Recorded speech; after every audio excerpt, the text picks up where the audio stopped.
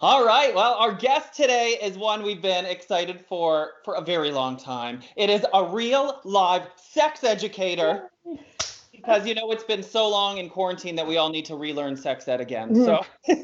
So joining us today is the fabulous Nadine Thornhill. Hello, Nadine. Woo! Oh, thank you so much for having me. We were just saying, it's been so long since we've had a chance to like chat and hang out, Oh, which it's is been so awesome. long. Nadine and I met in 2008 Was it in the that long theater. ago? Yes, I remember it was the theater. I was thinking about the play that we were in. I was the nurse. You were the nurse, I and was- you've moved on to far more fun medicals. I don't know what I'm trying to say. She's a sex educator. Let me finish reading your little intro because I worked so hard on What it. what you were trying to say though, Jesse, is that she's moved on to make good money and you're still at the theater. Yeah, there's still no money in theater. There's still no money. Well, Nadine Thornhill, in case you don't know her, she is considered one of Canada's foremost experts on child and adolescent sexuality. She's been helping people make positive, informed choices about their bodies, identity, and relationships since 2006, so 2 years before we met. Nadine studied at the Institute for the Advanced Study of Human Sexuality in San Fran. I'm dying to go there. Oh, you have And to go. you have a lot of accomplishments under your belt, which we will talk about.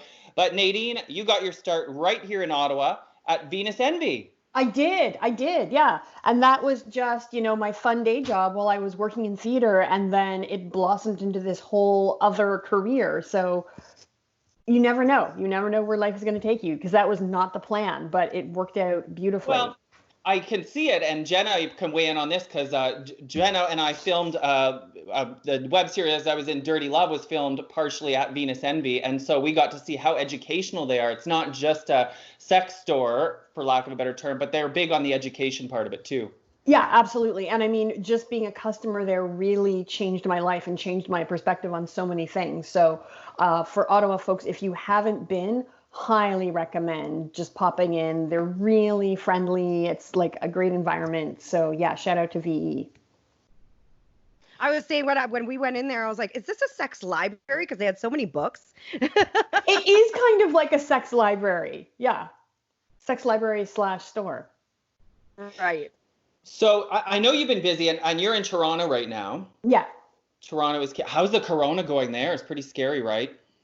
it's personally I'm managing, but just because, we're a large city and people live in close proximity, so I know that there's, some anxiety about, what could happen. We're sort of looking at New York and being like, we don't want the same thing happening here. But I mean, it's fine. And now in Toronto, the spring weather is starting to happen, which makes it just a little bit easier to cope because it's a little bit more pleasant to go outside. I mean, it's just, walks on the sidewalk and then, dodging the other pedestrians. But, even that, like the little bit of warmth and sunshine makes it not as bad as it was when we first all went on lockdown. I was on full quarantine because I'd been away and it was still kind of like gray and chilly, and that was, but yeah, Yeah. now it's getting like sunnier and warmer. It's getting better.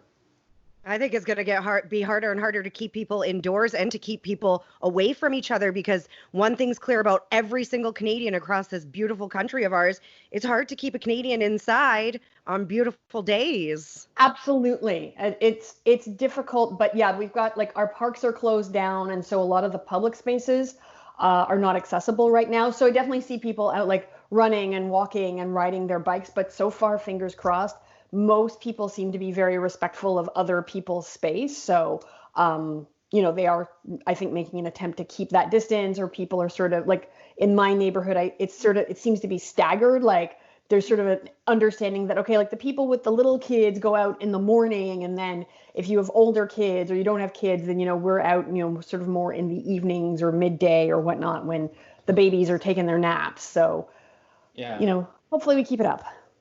Hopefully we do. This wasn't what I intended to start talking about first, but since we're on the topic of the virus, one thing that I've been saying for a week or two now, and maybe it's because I'm getting horny and pent up, but at some point, the government's going to have to recognize that single people or people who are self-isolating by themselves, our human nature is going to take over, and we're going to start sneaking out and meeting up and doing this. So I'm very curious to hear your opinion on that side of it, because it is part of human nature. Absolutely. And I mean, yeah, I have a lot of compassion for folks who are really self-isolating, as in they are completely by themselves. It's not sort of our natural human tendency to be completely alone. People get lonely, as you said, people get horny. So yeah, I am sort of curious to see what's going to happen.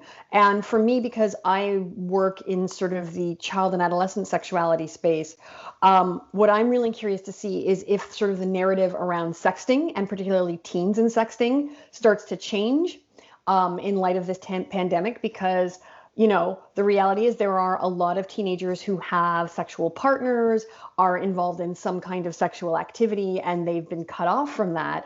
And in fact, I think that sexting, when it's done in a consensual, respectful way, can be a really great way for teens, or really anybody, to, have some sort of a sexual outlet and enjoy sexual expression. And certainly I'm like, that would be preferable to them sneaking out of the house and hooking up with people in real life. So yeah, I think that this is a time when we can really be encouraging sort of those digital means of sexual expression and sexual connection, rather than being like, these are terrible. Well, they're not so terrible now, are they? I just read an article today, actually, that now that you bring that up, that the words like dick pic and sex in texts have spiked astronomically in the past 3 weeks. Yeah, it's my fault. No. Well, thank you. I'm not surprised. And, yeah, I think that it's necessary. Our human desires are not going to go away. And I think that it's actually I think it would be preferable for people to find ways of like expressing and connecting in sexual ways, even if that's happening remotely, as opposed to just kind of trying to like, grit their teeth, dig their nails in, and be like, I'm going to hold out as long as possible and pretend I'm not a sexual human being. Because that typically is when we tend to get into trouble. It's sort of like, when we deprive ourselves, and like at a certain point, you just kind of snap. And then that's when you tend to make, not great decisions, because at that point you're so driven by your instinct, by your desire, as opposed to sort of making conscious choices around things like your sexuality, your partnerships, your desires, your boundaries, all of those things. So, yeah. Do you think it's safe for people to be sexting and stuff like that with people that they've never even met in person yet? I think it depends. In a lot of ways, I think that sexting it has all of the sort of risks and benefits of sex in real life. It's just some of those are amplified. And I know one of the biggest concerns people have is, okay, well, what if you're sexting, particularly, if it's sexting where, it's pictures or video and you're showing your body, and you're sending those to somebody, and then that person has on their device has your images, and then they can share them. And I'd say that's something, there's a version of that exists in real life also, which is, and this is what happened when, I was younger, let me date myself here, which is, people spreading rumors about you. You sleep with someone, or even you don't sleep with someone, whatever, you have some kind of hookup, and then people are gossiping about you, and then everybody knows, and it's, sort of scandalous. That's basically the same thing that can happen in a digital space. It's just in a digital space, that message, the gossip or whatever, has much wider reach. And that can be something really traumatic for somebody to go through. But in the same way that I would say, when you are evaluating whether or not you want to hook up with someone in real life, you certainly want to make sure that there's consent involved. You want to really try to hone in on, your own instincts and your own decision-making skills in that regard. And I would say, sometimes, and my sense is that often, people have good instincts about who they can and can't trust when they are hooking up with someone sexually. But sometimes we get it wrong. Right. And so that's just something to be aware of. But the other thing I would say is that, getting it wrong and putting your trust in someone who turns out to not be worthy of your trust, in my opinion, that's much more a failing on the other person's part than on your part. At a certain point, we have to trust people. And it's also true that you can be in a relationship with someone for years and they can still betray your trust. And so I don't think that something being casual inherently makes it wrong. I just think that, whenever we trust people, whenever we make ourselves vulnerable to other people, which is what we do, when we open ourselves up to, sharing a sexual experience, there's a risk there. There's always a risk there. So, be aware. I think every person has to decide for themselves what sort of risk they're comfortable assuming. Protect yourself in whatever ways you think are appropriate and in whatever ways will help you enjoy that encounter more. And then, go for it. And, if it kind of goes sideways, my opinion is, I'm really sorry that happened to you, and nobody deserves that.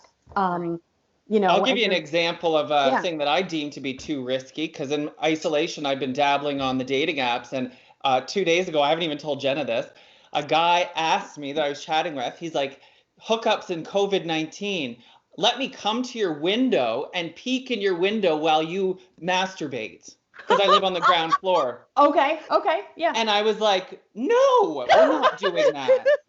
You want me to give a stranger my address? And like I said, I live on the ground floor, so you could come back in the middle of the night.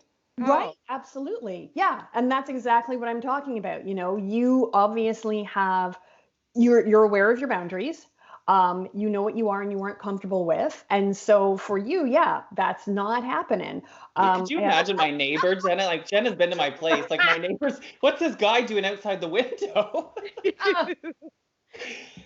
But he gets points for not encouraging an in-person hookup, which a lot of the gays are still doing, I hear. So points for creativity. Yeah, absolutely.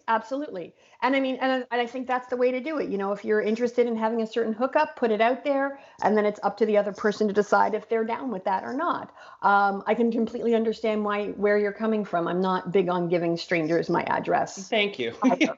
And here I am thinking that that's like super creative, and that's a way to not have a digital footprint.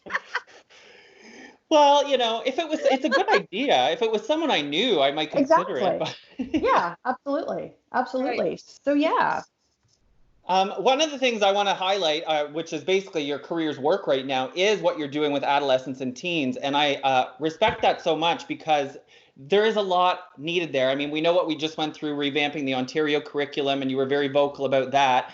But when I was in sex ed, now I'm going to date myself, it was, this is this body part, that's that body part, you're going to have hair grow here, and that's about it. We didn't actually talk about sex. No. And that's something that you're changing now.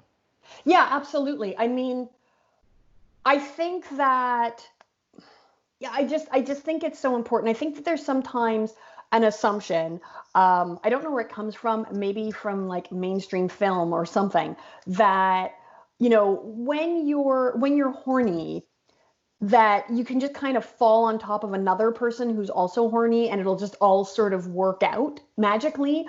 Or that, if you love someone, it will work out. Or, if you're hot for them, it'll just kind of happen. And that was certainly not my experience when, I finally became sexually active as a young woman. It was like, what am I doing wrong? I was like, I want to have sex. I want to have sex with this person. I'm fairly certain they want to have sex with me. And I'm like, it's not happening. Like, it doesn't look the way I imagined it would look. It certainly doesn't feel the way I imagined it would feel. And I really went through many years of just kind of stumbling around, feeling incredibly embarrassed and guilty and confused because nobody ever talked to me about actual sex. And the thing is, looking back, I know, the fear I often hear around, talking to teens and sex is that if you talk to them about sex, like, the act, like how to experience pleasure, all of those things, that somehow you're giving them tacit permission to have sex. And now that I'm an adult and I'm a parent myself, I'm like, okay, that's stupid for a few reasons. It was like, first of all, no person, suddenly has their sexual desire activated because their parent or their teacher talked to them about sex. Like, Ew, yes, that's like the least sexiest thing ever. exactly. Like no one's like, oh well, I wasn't interested in sex, but then my mom said something to me, so now I'm good to go. That's not how we work as people, generally speaking. Um, but the opposite is also true. You know, having the adults around you remain silent doesn't suddenly make you go like, oh, okay, I'm horny, but oh well, I'm not going to do this. Well, and sometimes it can be very awkward for the parents. I don't know about you guys, but I didn't get the sex talk ever in my home. I got it at school. And I remember before sex ed, I had to bring the permission slip home for my mom to sign that she gave consent that I could go through this course. Right. I was mortified to give this thing to her because we'd never had that talk. So for me, sex was like, oh my God, you can't talk about this with your parents. And even after sex ed, a lot of what I learned came from porn and talking to other gays when I finally became sexually active. So it would have been nice to have that talk. I say that now, but at the time I would have died. And I mean, and research bears that out, that, you know, several people have done studies where they've talked to teenagers, to adolescents and teens about, you know, where they tend to get their information about sex and where they want to get it. And it's really interesting because in study after study, we've seen that a lot of teens, they get a lot of their information from the internet, from porn, and from their peers, but they want to be able to talk to their parents and their caring adults about it. And so it's this weird sort of paradox where a lot of us are like, oh, the idea of talking to my parents is so awkward, but I think it's because it just feels unusual. And I'll use my own son as an example. And I was shocked. So he's in middle school, and his teacher emailed me and asked if I would be interested in coming to, and talking to their class as part of their sex ed unit. And so I work in schools all the time, but I was like, well, I wrote her back and said, well, I would like you to check in with my son about this first, because I don't know how comfortable he would be having his mom come in and like be the sex ed lady. And so she said, oh, I already talked to him. He's fine with it. And I was like, really? Because he's at that age where I'm like, he just doesn't even want to be seen with me in public, like on general principle. So what? What age is that? 16, 15? 12 or 13, Okay. 13. Again, I don't know what date it is. But yeah, so then I talked to him and I was like, are you sure you would be okay with this? He was like, yeah, sure, it's fine. Like, I was like, okay. But I mean, I imagine in your house growing up with you as a mom and Phil, like you guys are pretty open, you know. We're fairly open, but I would say for me, there's like, as comfortable as I am talking about this in general, and I'm great with other people's kids, sometimes with my own kid, even I find I'm like, oh, I'm feeling a little bit awkward, or I'm not sure what to say, or it comes up, you know, in a moment where I'm not ready for it. When I'm doing it as a professional, you know, when I'm walking into a classroom, I know exactly what I'm talking about. And while I care about those kids in the way that I, you know, just generally care about other humans on the planet, like, that's not my kid. You're removed a little bit. Yeah. I'm a little bit removed, and I can be a little bit more objective. But yeah, you know, every once in a while I get the chance to sort of hear him talking to his peers or to other people. And I'm like, oh no, he's smart and he gets it and he's comfortable with this stuff. So I'm like, oh, okay, I guess I'm doing it, even though sometimes I internally feel like, oh man, like that conversation was an out and out train wreck. But you know, that's what it is, right? Because it's just conversations. And so in the same way I've had train wreck conversations about every other topic that we've discussed, sometimes I have train wreck topics about sex with him, and sometimes I have really amazing conversations with him, and a lot of the time it's just like whatever, like, you know, a thing that like comes up in passing and then we move on to the next thing. So yeah, but I think it's so, like, to go back to the original point, yeah, I think that talking to teenagers about sex, and not just, you know, puberty, and not just menstruation, and not just, you know, avoiding, you know, or reducing your risk of pregnancy and STIs, but yeah, like pleasure and consent and negotiation and feelings and all of that part of it is really important, if only to just normalize it and let them know, like, yeah, this is also part of the learning process. Because I think that's it too. Like this idea that, oh, the sex part of sex will just kind of happen. You don't have to learn. You don't have to like practice. If it's not magical right off the bat, you've done something terrible. I'm like, no, it's a thing that you learn, just like anything else. But I think that when you're aware of things like, say, pleasure, I often say, like, yeah, pleasure is such a great gauge as to whether or not you need to course correct. So I'm like, yeah, like if you're in a sexual encounter and it doesn't feel good for some reason, then that's an opportunity to learn and think about, like, why isn't this feeling good? What doesn't feel good? What can I do differently? And those are things we never talk to teenagers about. Right. But now that we're under quarantine, there's a lot of families with, preteens and teens at home, but, parents got to get their time in too. Mm-hmm. What advice do you have for any parents who get caught in the act? Like how to approach that with their kids, if their kid walks in on them or catches them, fooling around, what do you do? So I think it will depend on the age of your kids. So with younger kids, oftentimes they have no clue what they've just walked in on. I've heard countless stories, and I mean, it's happened to me, of people who have sort of like preschool age kids, or even kids who are like, early school age, like primary grades, who walk in on them, and they're sort of aware, like, oh, okay, there was like giggling or noises or whatever. But if the parents stay calm, they're just kind of like, okay, whatevs, like, it's not even in their consciousness.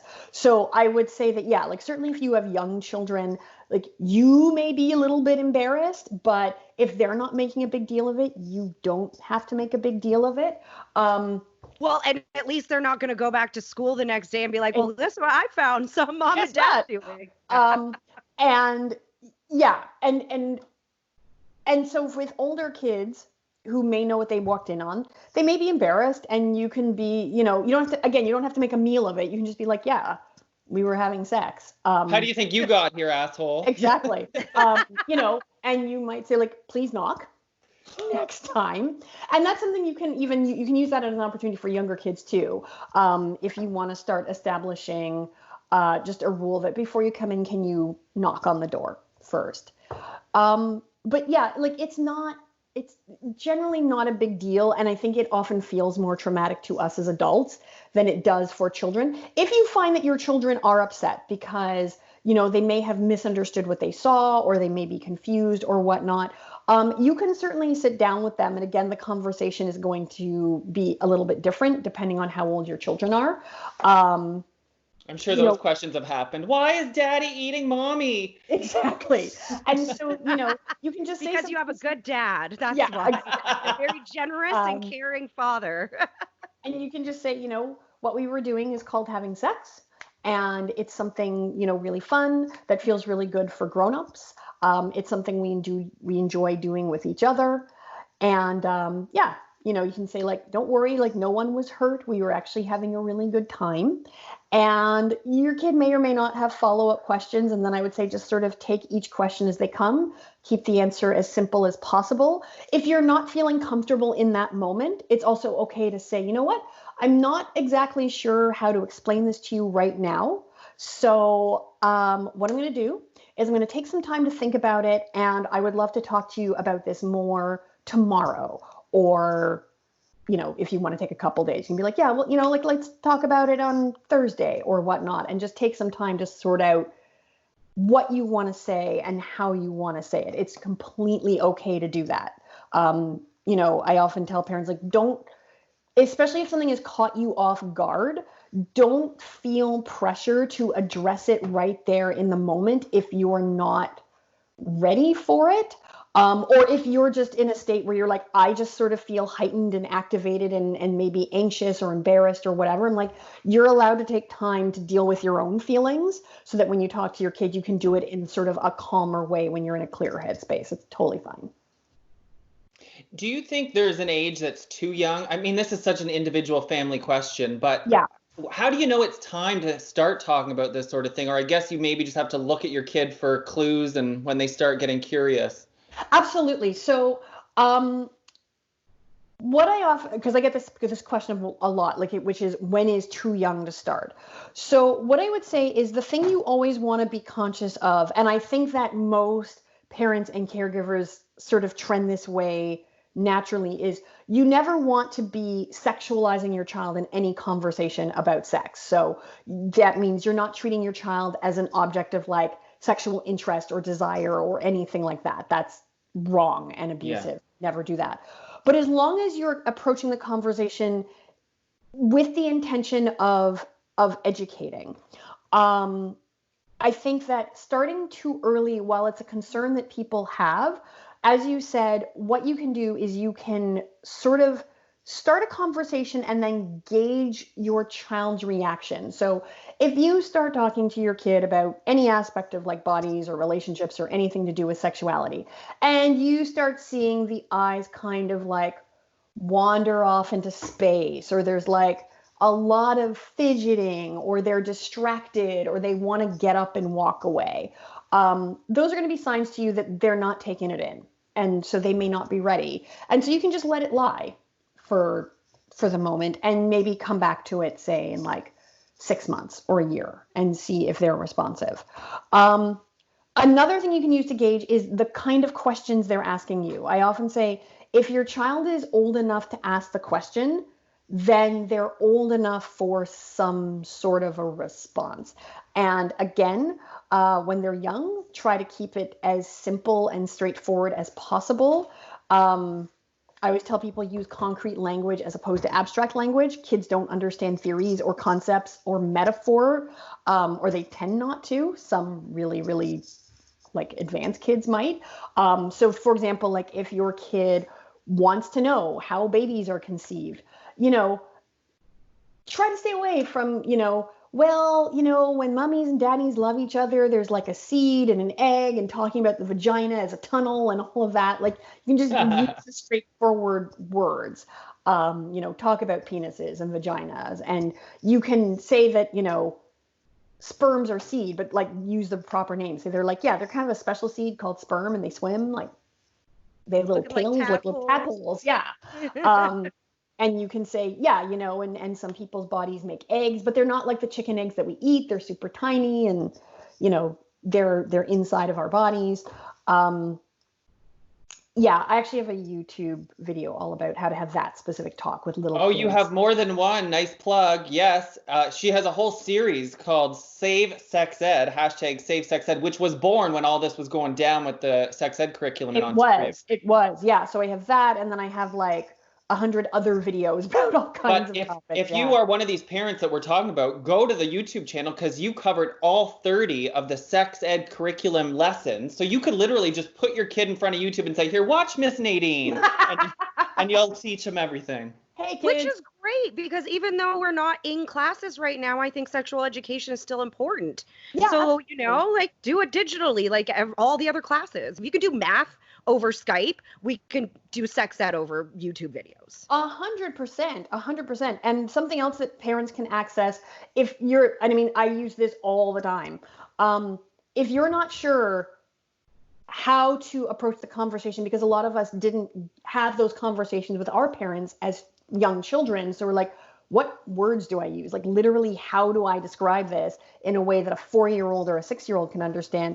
Like, go look at books that, because I'm like, any topic you can think of, there is a children's book. There's at least one, and probably several, that cover that topic. And I was like, just get the book, read the book with your kid. Or if your kid is not one to sit and actually like look at a book with you, just steal the words that the author has used and use that as your template and as your model. I imagine it is hard for parents, because when we were younger, it was very black and white. And I've even thinking now about gender identity and even gay stuff. That was just, no, don't be gay when I was young. Like now it's accepted. And then we have the whole gender non-binary issues that play into it. I can't imagine the questions kids have these days. And it's interesting because, their questions are in a way somewhat basic. But again, if we didn't have access to that sort of teaching and language ourselves, we're like, okay, but if I learned about this as a 30-year-old in this high level abstract way, how do I distill that into, language that like a 5-year-old understands? And I have this great children's book. I cried when I found it. It's called Red, a crayon story. And it's all about a blue crayon who mistakenly has a red label put on it. And the crayon is like, it's a character. It's like an alive crayon. And so it's at school, and everyone keeps telling the crayon, you have to draw red things like apples and fire trucks. And they can't do it.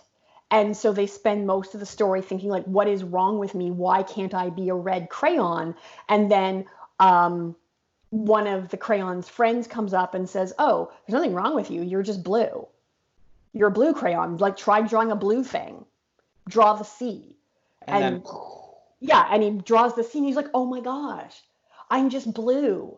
And I'm just like, it's such a perfect metaphor done in like a great child-friendly way to sort of, help a child understand the experience of someone whose gender is different than the one that they were assigned. It's just who you are is different than the label you have. That's all it is. I was like, I love that. Brilliant. It's so brilliant, and it's so cute, and the pictures are amazing. So that's an example of something I recommend to parents all the time. I was like, get this book, read it to your kids, and they will understand. One of the funniest sex questions I ever heard from a kid, I'd be curious to hear how you'd answer this one, is they asked, if sex feels good, why do ladies scream? Okay. Good question. That's a great question. So my explanation would probably be that sometimes when we're very excited or we're feeling something in our bodies that like feels good, but in like it feels really good, we scream. Like, have you ever been on a roller coaster or seen people on roller coasters? They're having so much fun, but they're screaming. There you go. Just answered it. Yeah, like it feels so good. It's too big for just a laugh. It just has to be a really loud noise. Or laugh would just be rude. Exactly. Yeah, so it's kind of like I say, it's kind of like being on a roller coaster, a really fun roller coaster. I guess right now, too, there's going to be a lot of conversations between teenagers and their parents about their own sexuality. Maybe they're discovering things because there's a lot of time spent alone, and that, they're starting to feel these different feelings for different types of people. And do you have any advice for parents? Because like you mentioned, I'm 34. And, there wasn't a lot of education on it with me growing up. So I couldn't imagine being a parent being told that, hey, mom, I think I'm like non-binary, and not knowing anything about it. What advice do you have for parents that's, kids are just discovering themselves? So I would say, first of all, if you are a parent or a caring adult and your kid comes to you with something like that, especially in this time, first of all, I would say good for you, because you've clearly done something to make your child feel like they can trust you with something that is, really sensitive. So good for you. Like whatever you're doing, you are on the right track. And so the next thing I'd say is that anytime our kids come to us and really want to open up about who they are, they're trusting us and they're being really vulnerable with us. And so in that moment, we may feel all kinds of things. We may be like, oh, I knew all along. Or we might be like, what? Where is this coming from? I think the key thing to remember is that you love your child. And then that's your child. So start from that place of, this is my child. I love them. I want them to feel loved. And so one of the first things you can say is just, say like, I love you and thank you for telling me this and thank you for trusting me.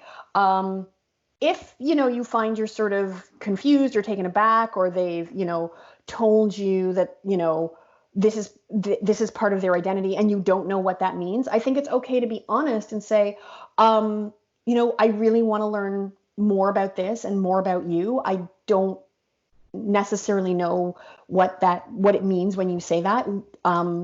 I would love to hear more about that. What does it mean to you when you say that you're non-binary? Yeah. And, just asking, and it doesn't have to be all in one big conversation. But, you maybe ask them, like, would it be okay if I asked you some questions that I have? What is it what can I do to make you feel supported and loved? What is it that you need from me as your parent? Ask those questions, because adolescents are generally very smart and they have a sense of who they are. They also have a sense of what they need. And oftentimes they can articulate themselves a little bit more precisely than, say, like a really young child. So if if you have a teenager at home, sort of take advantage of that and, really ask them, like, what do you need from me? What can I do for you? I want to be here for you, and sort of let them lead you in a way, let them guide you, because I'm sure they will have ideas about what they need and want. And it may be really simple. They may just be like, I just wanted you to know. Right. And that may be all they want in that moment. And if that's the case, that's fine. Again, let them know, maybe, out loud and very explicitly, like, that's great. If you need anything more from me, if you want to talk about this more, like, I'm here anytime. And then I would say, maybe like hit Google and hit the internet. And, so for example, if your kid has said they're non-binary, you can Google, like, what does it mean to be non-binary? And you will probably find that there is a spectrum of, expressions and identities that relate to being non-binary. So don't like get locked into, whatever the first thing is you find and be like, oh, okay, now I know who my kid is. Their experience of being non-binary may be different than somebody else's. But yeah, just ask questions, be curious, and always, keep in your mind, I love my child. I want what's best for them, and I want them to feel loved. And I think if you start from that place, then it doesn't mean that everything is going to be perfect, but I think that will help you do right by your child, because what they need is to be accepted and to know that they're loved, and that you'll always love and accept them for exactly who they are. And use your parental discretion. If your kid comes home from school and says, Mommy, what's fisting? Maybe, there's an age that's too young. Absolutely. Absolutely. And I mean, and that's a call that sort of every parent has to make. And again, you can be honest and be like, you know what? That's kind of a thing that grown-ups do. And that's all.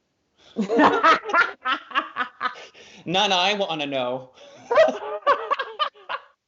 But yeah, and you can say, you know what? That's something that we're going to wait until you're older to talk about that. And if you still want to know when you're older, we can have that conversation. But right now, it's not a thing you need to know about. It's okay to say that. Can we talk about food and sex? Because a couple weeks ago, there was this trend going around telling guys to jerk off with a banana peel. And then Jenna had to like debunk it for me and was like, don't try this, Jesse. Here's a list of reasons you shouldn't put a banana peel on your dick. And we've heard a lot of these, the grapefruit blowjob. Yeah.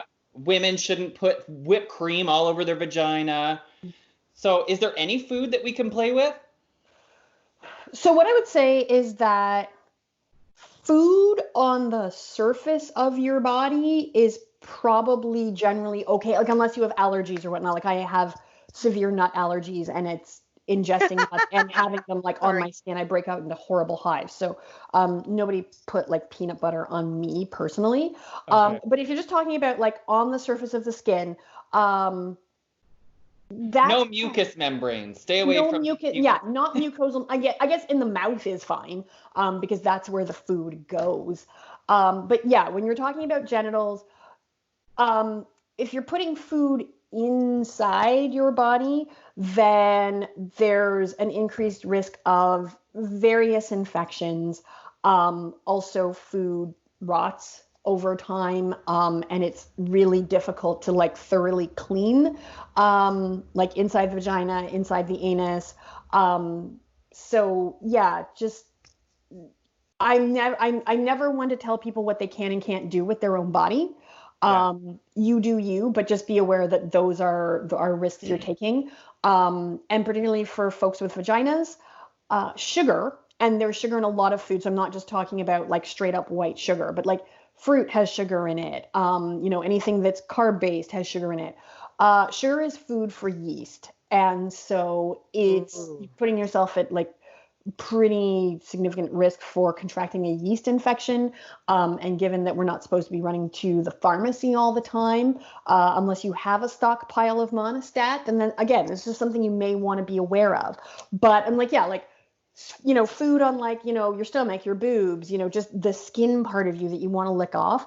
That's generally a safer option, I would say, in terms of like avoiding infection and stuff, unless, like I said, you have like topical allergies or sensitivities to things on your skin. But if you do, you're probably aware of that. And that is probably not a thing that feels good for you, unless hives are your kink, in which case I'm not judging you. I'm just saying it's not my I had a question from a listener, and they wanted me to ask is it normal to find sex boring with your partner while in quarantine? No, not at all. Or sorry, it's not weird. It is totally normal, common. Normal is generally a word that I don't like to use a lot because it's like, it doesn't matter. Like, right. That's how you feel. That's how you feel. But yes, that is very normal and very common. For most of us who are in partnership, whether we live with our partners or not, being in quarantine and even being in self-isolation has inevitably changed our dynamics. So I am married, I live with my partner, but we're around each other a lot more. And then so we're around each other a lot more. And what we've done is we are very conscious about each sort of taking space in our home where we can do our own thing and be on our own. But we find like even our conversation dynamic has changed because neither of us goes anywhere other than like just some other part of the house. So I can't be like, yeah, let me tell you about this really interesting thing that happened when I was in the office.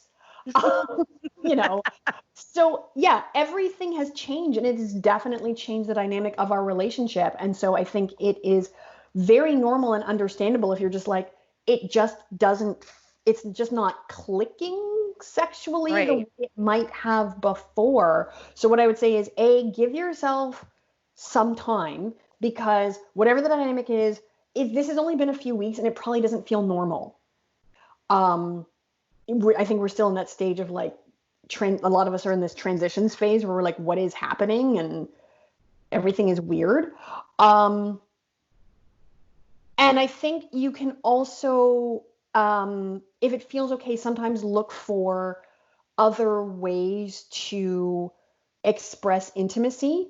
So yeah, like something that my partner and I are doing, which may work for other people, it may not, is we're both very verbal people. And so what we'll do is, at least once a day, we'll sort of check in, and I'll just be like, yeah, I'll be like, I'm just not feeling in like a very like touchy, sexy place today, but I still think you're great, and you're super cute, and like I love you, and we might like hug or cuddle for 5 minutes or find some other way to be physically intimate and to be emotionally intimate, just so we still have that connection there, even if it's not happening in a sexual way. Something else I might suggest is, if they are not feeling sexual towards their partner, but they are still feeling sexual, it's like masturbation is a great option for you. Masturbation is sex. It's not like, oh, partnered sex is like the main kind of sex, and masturbation is just this like thing that we haul out of the closet when we need to. There you go, Jesse. You are getting laid. I guess so. No. Thanks, Nadine. If you feel good, if it feels good for you, have some sex with yourself. Have those orgasms and whatnot, and just really don't put a ton of pressure on yourself or your partner. I think that's an important point right there, and that is not just sex, but it's everything, right? We're all stressed the hell out, but we see these funny memes, and we're all sitting at home, and we feel like we should be productive. Why am I not working out? Why are the baseboards not clean? Why am I not having sex? Because we're just stressed out. And we're stressed out. And I think, and a lot of us are grieving, which for a lot of people really shuts down their libido. Like, a lot of us, even if we're not sick or we don't have people in our lives who are like in physical danger, a lot of us like very abruptly, without any warning, we're taken away from like our friends and our coworkers and our regular routine. Like those are all really significant losses. And yes, like we can still connect with people on Zoom and on social media and stuff, but it's not the same. Like our lives have been upended really unexpectedly. And so it's not realistic for most people to be like, oh, okay, well, I just moved my entire life onto my computer and now I'm fine and everything is, and I feel fine and my body's feels fine. Yeah, our minds and our bodies need time to adjust to this. And it's a lot. Like I really just don't want people to underestimate how drastic a change this is. And everyone is going through it. So it's not just that like you or I as an individual are sort of going through something and processing something, and then we have like all of our friends and family who are in like a nice stable place and can support us. Like we're all kind of like, what is happening? Right. So it's just, yeah, I think it's just a really challenging time right now for a lot of people. So yeah, don't put pressure on Singles too, yourself. man. Don't forget the single. It's hard to, I mean, like I said, I can only imagine what it's like to just not physically have anyone around you. Well, and a lot of people are using these dating apps often, but Mhm. how do you carry on a connection with someone throughout this that you can't meet in person? Well, yeah, and that's something that I've been wondering. You know, I Ooh, pre-dating app. But yeah, I've wondered about that a lot. Like, how are people managing, who may make the initial connection on an app or online, and it's like, I really like you, and I'm like, we're really vibing, and I guess we'll meet up. Like, I don't know, In a like year. in a year. right. Like by the time this is Um, over, we're all going to have like 100 dates to go on. So I'm like, yeah, like this is a whole new thing, and there's really no template or precedent for how to navigate any of it. So we're all just kind of figuring stuff out as we go along. Like nobody knows how to do this. Not even the government, which is frightening, Not right? even the government. Yeah. But thank Um, God for technology because we have the ability to do this. Could you imagine yeah. before the internet, people would already have been sneaking out big time. Oh, big time. And I think we're already seeing um, some like real social problems crop up because of people being isolated as much as they are. And I think if we didn't have any way of connecting with one another, it would be much worse than it is. So, this is something, but yeah, again, like whether you're single or, you're living with someone or married or whatever, if you're kind of, in that headspace where just like, this just feels weird and awkward and I don't know, you're not alone. Like you are not alone I mean, there's feeling a it. lot of people that are even resorting now to cam work because they don't have a job, so they get an Only's page, and now next thing you know, they're doing porn. Get yours. Like, yeah. Do you see there's going to be an onslaught of porn addiction after this? So, 'Cause isn't it an addiction? no, no, No? no. So there are people who have what we call a maladaptive relationship with porn, which means that they use porn in ways that, can cause problems in their lives or the lives of other people that they may like live with or other people that they're involved in. But in terms of straight up addiction, we don't see the same what was I going to say? We don't see the same deterioration and the same issues in terms of brain chemistry when people who are said to have porn addiction are taken away from porn. So, for example, somebody who is addicted to heroin, if you take heroin away from them, they go through an actual physiological withdrawal that makes them like physically very, very ill. That happens with heroin and with other drugs. It also can happen with alcohol. That does not happen when people go through withdrawal of pornography. So what it is that people may sort of watch porn, what we would say compulsively, because they're trying to avoid anxiety or because they have, issues around experiencing arousal in other ways or any other number of sort of issues. And they're kind of using the porn as a way of dealing with that. But that's not strictly addiction in the same way. Yeah. And then there are just people who watch porn because they're like, I like it. and it makes me feel good, and it doesn't really interfere with their lives in any sort of negative way. So yeah, but it's not like something like alcohol or drugs where it's like, well, if you're watching it more than normal, then you're just inevitably going to develop this sort of dependency on it for no reason other than it's there. What if you're watching it instead of actually sleeping with your significant other? Is that an issue, or is that perfectly, I don't know what other word to use for normal, but is that perfectly okay? Does that mean there's issues in your relationship? Like what are the signs that it has become an issue in your relationship? So I would say if you're watching porn as a way to avoid being with your partner, if you find that you don't feel attracted to your partner, if you're not talking to your partner, certainly if it's something that's bothering your partner, if you're keeping it a secret from your partner, those would be signs that there may be issues in the relationship that need to be addressed.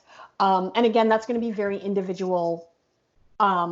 And it's going to depend on the people involved in the relationship. You know, there are some people who are in relationship and one or both of them watch porn. They may watch together. They may watch it separately. And everybody's fine with it.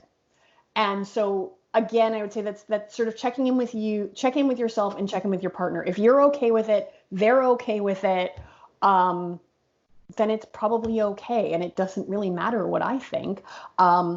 If you don't feel okay about it, or they don't feel okay about it, then it's something that needs to be addressed, definitely. Yeah. I can't imagine having like a relationship issue right now and like trying to go through a divorce, separation, or breakup.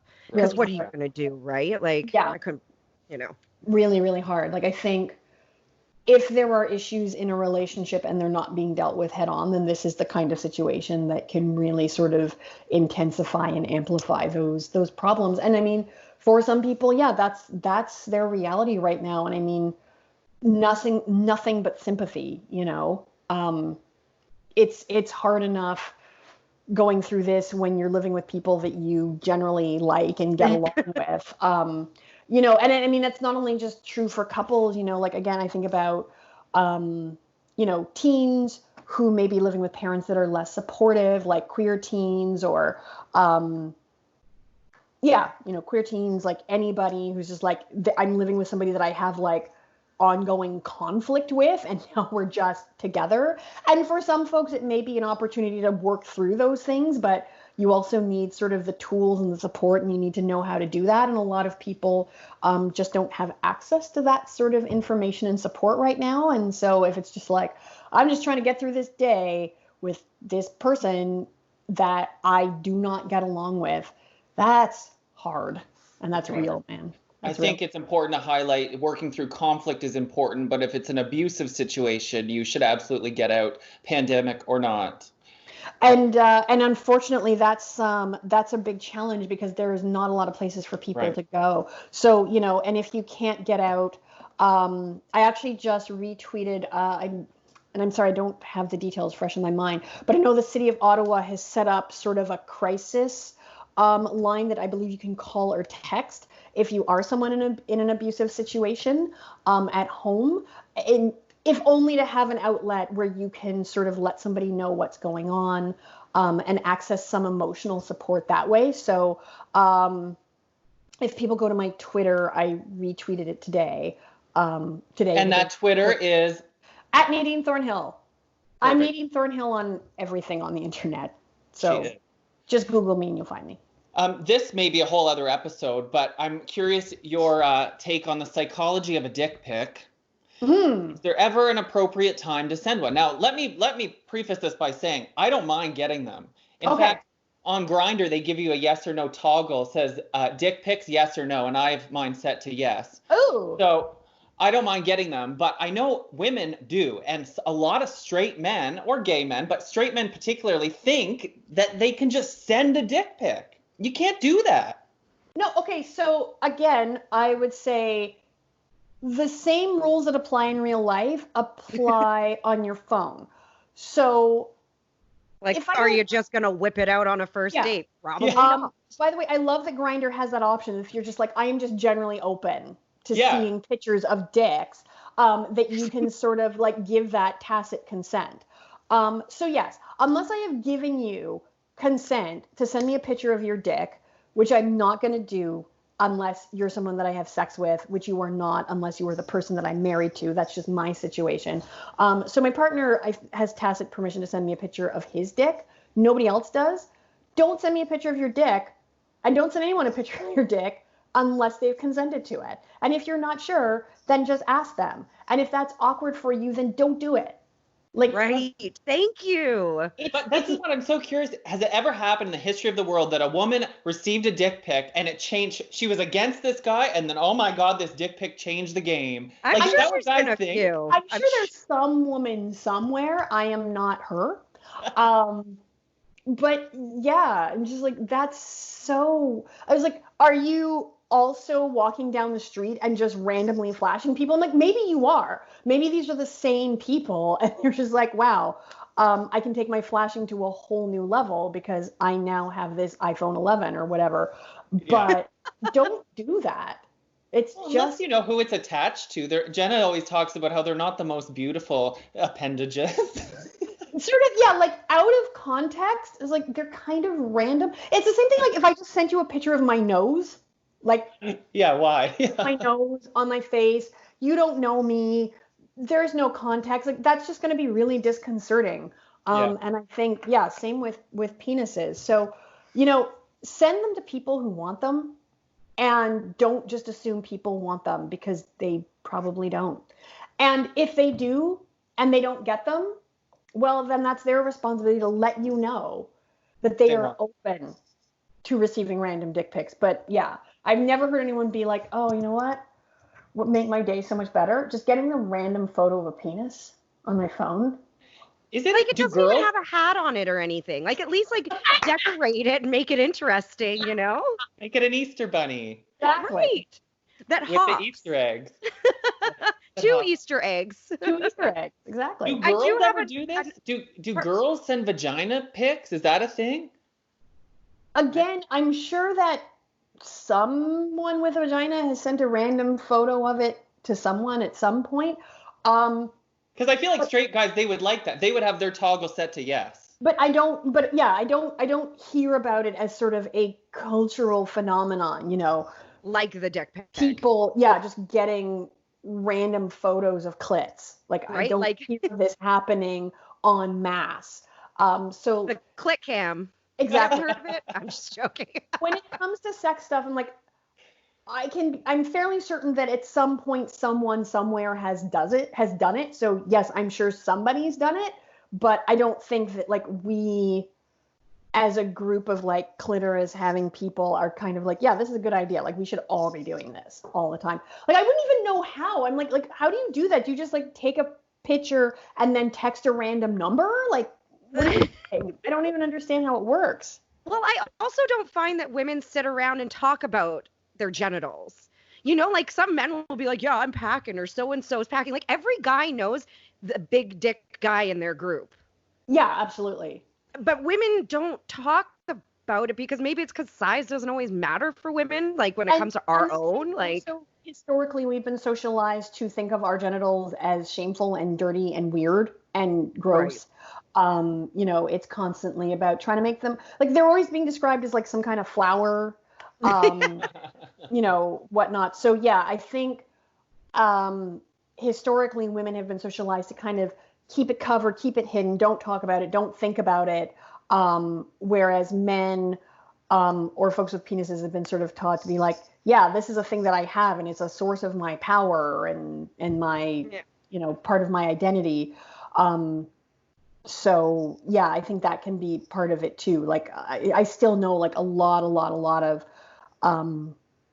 people with vulvas and women in particular who are just like, I just kind of feel some kind of way about my genitals. Like I'd not.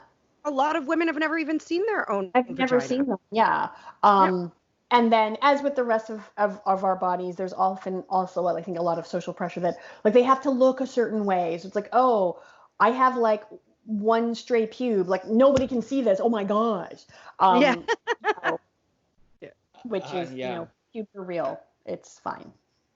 I have one last question for you too, because I saw you have a visitor in the background, so that might mean your time's up. But this one came from a listener, and I have to hit on it because I know so many parents right now have this question. Oh, How sorry. do you have sex? Come in. Yeah, come in. Hey, you're on camera. Oh, okay. Hi. See, this is what happens when you work from home. Yeah. Right? Exactly. At least he had pants on. Did he? Yeah, I think. He said he's going for a walk, so I assume. Right. Speaking of randomly flashing people, Yeah, right. that he's wearing pants. But a lot of parents are definitely asking this question right now, especially with the kids and everyone around 24/7. How do you have sex with your kids around all the time? Yeah, hard stuff. So if you are feeling like you want to have sex, even though your kids are around all the time, again, bless. So I would say that okay, so again, it depends on how old they are, how much supervision they need, etc. If you have really young kids who like sort of need you to be present when they're awake, then you have to wait until they're sleeping, which can be kind of a bummer. If they're slightly older and they can be on their own for a while, like you could, if you're able to, like put them in front of a movie, put them on a device and put headphones in. And once your kids are a little bit older, you can just be straight up with them. Like it might be awkward at first, but just be like, listen, we're going in our bedroom. Do not bother us. Like unless somebody is vomiting or bleeding, don't bother us. We'll be out when we're done. And for a lot of kids, I promise you, if they are not already engaged in something where they can have their ears covered, as soon as they know what's happening, they will do that on their own. But I would say, yeah, as an adult, you're allowed to be sexual. You are allowed to have a sex life with your partner. And it's not a problem if your kids know that. Again, as Jessie said earlier, if they're your biological kids, you made them that way. So yeah, you can just be like, look, we are going to have sexy times. You're on your own for an hour. Just right. Or just say you're going to the shower, do it in the shower and be like, we need to do it together because of the virus. We have to wash each other's backs. I don't know. And it may feel like awkward and uncomfortable at first if that's not a thing you're used to being open about, but eventually it will just feel normal to you. Yeah. And, we're sort of, again, in this unprecedented time where it's like we may have to start being more open with each other about, what we're doing in our respective spaces and what our needs are and what our boundaries are. And so, yeah, if you have a need to have sex, you are allowed to have sex. Like it's your home. Get yours. Yeah. Get yours. You heard it here from Nadine Thornhill, the modern day Sue Johansson. Do you know Sue? I met Sue Johansson once. She was so awesome. And she told me this very affirming story about how when her kids were teenagers, she actually really struggled to have conversations with them about sex and sexuality. She was like, I could talk to anybody else in the world. But with my own teenagers, I was, I felt some kind of way about it. And I always carried that with me. And now that I have a teenager myself, I'm like, oh, that's so affirming. Like I don't feel like a complete and utter fraud because I still struggle with this stuff in my own life and in my own family. But yeah, she was so nice and she was so generous. I totally fangirled all over her. Like, oh yeah. I wanted to be professional about it and I just wasn't on like at all. She's the best. She is the best. Yeah.